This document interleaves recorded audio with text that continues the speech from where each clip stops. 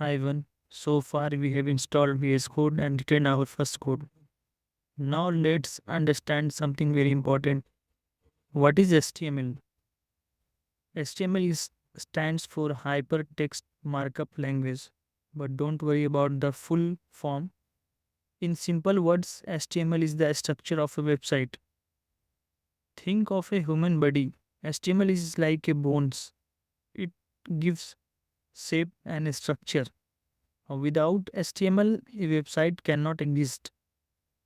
So the HTML tells the browser what is heading, what is paragraph, what is a button or an image.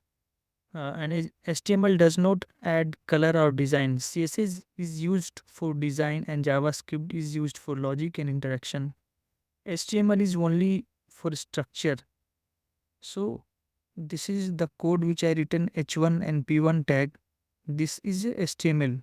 The browser reads it and shows the content on the screen.